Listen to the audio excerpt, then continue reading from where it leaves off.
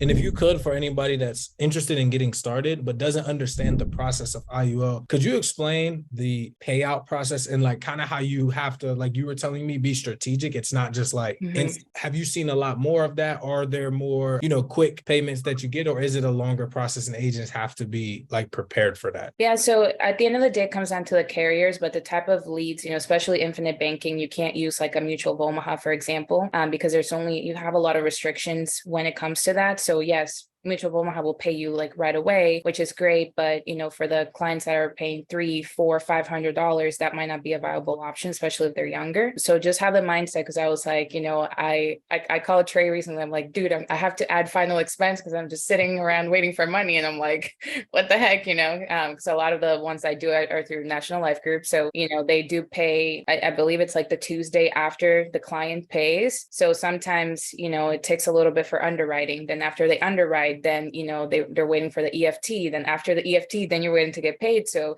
something that you closed like a month ago might not pay till like a month later. So if you're new or you're not in the financial spot to be able to just wait for money, then I wouldn't recommend doing only IUL leads. Definitely have something that's a little bit faster, because even myself, like, yes, I sell a lot and I have experience selling a lot of final expense. I was like, okay, maybe I should add another avenue, because right now I'm just like sitting around waiting for money. So you never want to do that, especially if you're like in your first 90 days or even 6 months. It can definitely like crush your business if you're just sitting around waiting for it. Yeah, no, I like that. I like that. And that's something that I always try to preface with agents too, to just understand, like, everybody wants to have those big premiums, but everything, law of polarity, everything that has a really good advantage has somewhat of a disadvantage in some ways, just a longer payout.